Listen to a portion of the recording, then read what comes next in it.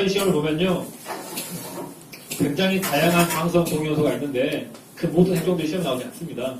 왜냐면은 실제 산업체에서 쓰는 거든 의료계에서 쓰는 거든 한정돼 있어요. 이유가 뭐냐면요. 목적마다 거기에 맞는 방사성 물질이 정해져 있습니다. 예를 들면요. 산업계에서는 딱 이거 두 개가 거의 90% 이상입니다. 이유는 간단해요. 여러 가지 동위원소를 파는 것보다 한 종류, 두 종류만 파는 게 편해요. 관리하기도. 그리고 대부분의 경우 이 정도 방사성 물질이면 다 괜찮거든요. 가장 흔하게 쓰는 게 CS137입니다. 에너지도 적당하고요. 반감기가 30년입니다. 반감기 30년이 어떤 의미냐면요. 장비를 만들어서 방사성 물질을 집어넣습니다. 이 장비가 적어도 10년 움직여야 돼요. 그런데 반감기가 30년이면은 10년 동안 충분히 방사선이 약해지지 않고 방사선이 나가게 됩니다. 아주 만족스럽죠. 그래서 CS137을 가장 흔하게 씁니다. 보통 교정을 하게 되면요. 이 CS137을 가장 흔하게 쓰기 때문에 심지어 CS137 하면은 0.662 매브 감마선 이걸 외우는 게 편할 정도로 그렇게 많이 쓰여요. 자, CS137은 0.662 매브의 방사선으로 설정됩니다. 그런데 이것만으로는 방사선 에너지가 약한 경우가 있어요. 이럴 때 반감기는 좀 짧아서 좀 쓸모가 좀 떨어지긴 하지만 그래서 코발트를 쓰는 경우도 있습니다. 얘는 1매브가 넘어가거든요. 그런데 반감기가 5년밖에 안 돼요. 그러니까 이 장비를 사서 10년을 쓰게 되면은 10년 딱 지나는 동안 반감기 2번 지나니까 방사선이 4분의 1로 떨어집니다. 써봤자 5년 쓰거나 10년 쓰면은 기계는 멀쩡하더라도 소스는 바꿔줘야 됩니다. 귀찮겠죠. 그래서 CS137을 선호하는 겁니다. 그럼에도 불구하고 강한 감마선이 필요하면 어쩔 수 없이 코발트 60을 쓰는 거고요. 코발트 60의 특성은요. 한 번 분기할 때마다 감마선이 2개씩 나온 특성이 있긴 합니다. 자, 그건 다음에 계산 문제 들어갔을 때 한번 할 거고요.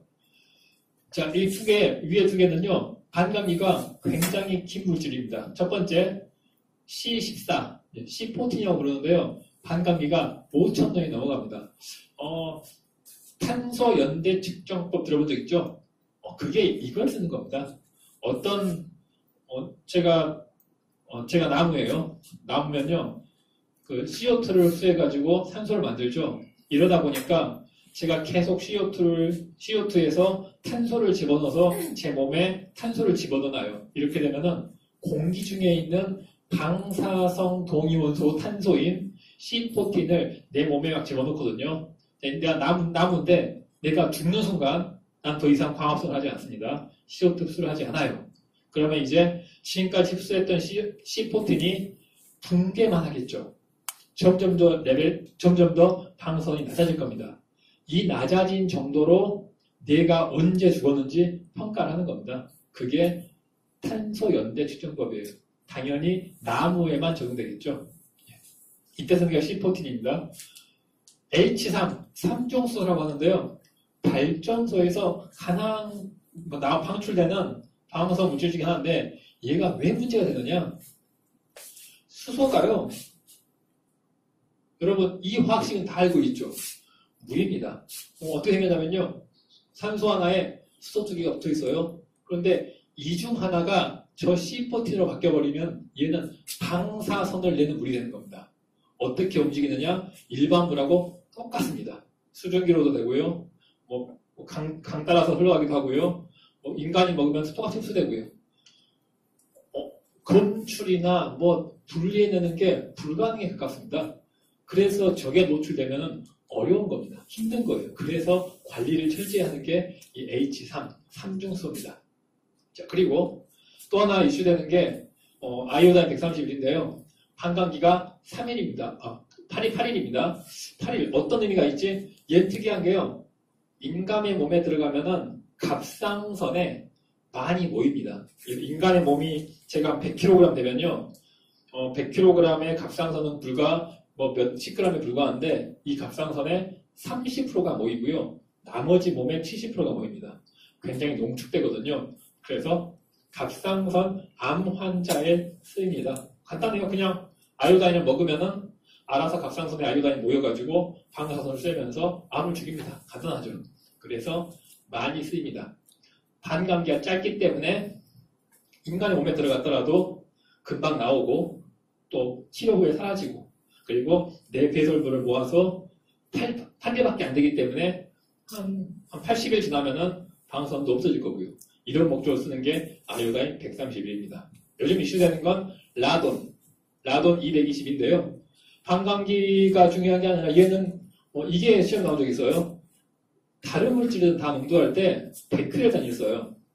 라돈도 가스상에 있는 물질이기 때문에 단위 부피당 몇 베크렐 이런 단위를 쓰는 게 가장 일반적인데 라돈만 특이하게 피코큐리 단위를 아직도 씁니다. 이유는 간단해요. 이 규제기관에서 법을 만들면서 이 라돈 부분이 원자력에서 관리하는 게 아니라 환경 쪽에서 관리를 하게 됐어요. 그러면서 환경 관련된 법에 이렇게 기재가 돼 있어요. 그래서 쓰이는 겁니다. 또 하나 특이한 거 WL이라는 단어를 써요. 워킹 레벨 액자인데요. 뜬금없이 미국 EPA에서 이 단어를 쓰기로 했어요.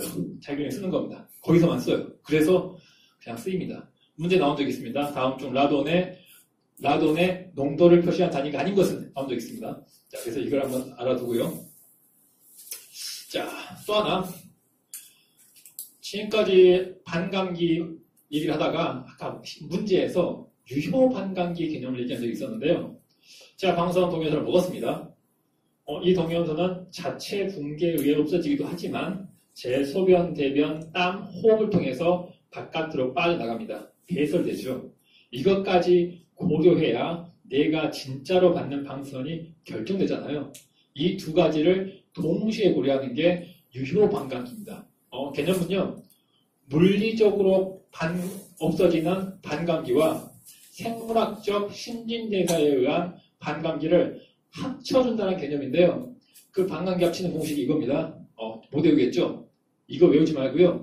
이렇게 외우세요. 붕괴상수로 외우게 되면요. 간단합니다. 그냥 물리적인 붕괴상수에다가 생물학적 붕괴상수 더해주기만 하면 합산이 됩니다. 훨씬 그냥 편하죠? 이렇게 외우세요. 유효반감기를 외우지 말고 유효반감기 계산할 때 필요한 붕괴상수를 외우세요. 두 붕괴상수를 더해주기만 하면 된다. 만약에 유효반감기가 필요하면은 붕괴상수를 가지고 손쉽게 바꿀 수 있으니까요.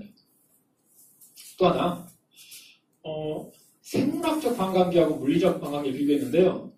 물리적 반감기가 터무니없이 긴 경우가 있습니다. 예를 들면요. 제가 C14를 먹었어요. 반감기가 한 7,000년 됩니다.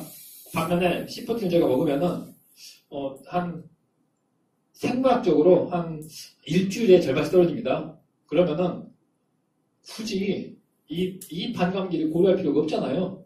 워낙 제 몸에서 일부러 빠지는 게 훨씬 빠르니까. 그런 경우에 반대로 표시됐네요. 물적 반감기가 클 경우에 반감기가 크면은 큰 걸 무시해야 되는 게 물리적 반감기를 무시해야 되네요.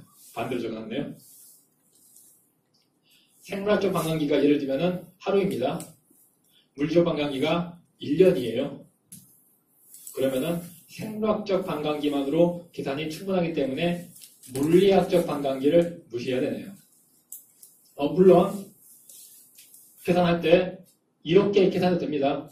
무시하지 않고 계산해도 됩니다. 막상 해보면 알 거예요. 정말 차이가 없다는 걸. 물론 이제 어느 정도부터 무시해도 되냐라는 건 적용이 없습니다. 막상 계산해보면은 크게 차이가 납니다. 결정 못하겠으면 그냥 이렇게 쓰세요. 이 한 개의 공식만 가지고 풀어도 됩니다. 자, 이 람다의 개념은요. 람다는 더하면 된다. 그러니까 예를 들면은 람다 얘기를 할 때 제가 붕괴상수 얘기를 할 때 이 얘기를 했죠. 자연 상태에서 일정한 비율로 감소하는 것. 그것을 람다가 결정한다. 얼만큼 급하게 하느냐, 천천히 하느냐 이렇게 결정했죠. 이 공간 안에 누군가 담배를 피워서 연기가 확 퍼졌습니다. 창문 하나를 열었어요. 이 하나에서 빠져나가는 비율이 있을 거예요. 이렇게 람다가 하나 결정됐고 문 하나를 또 열었어요. 양쪽에서 람다가 적용됩니다. 이럴 때 어떻게 할 것이냐? 두 람다를 더해주면 된다. 이런 개념입니다. 일정한 비율로 낮추는 자연현상이 양쪽에서 일어나고 있으면 더해주면 됩니다. 세 군데에서 일어나고 있으면요, 세 개를 더해주면 됩니다. 이건 람다의 경우, 붕괴상수의 경우 그렇다는 겁니다.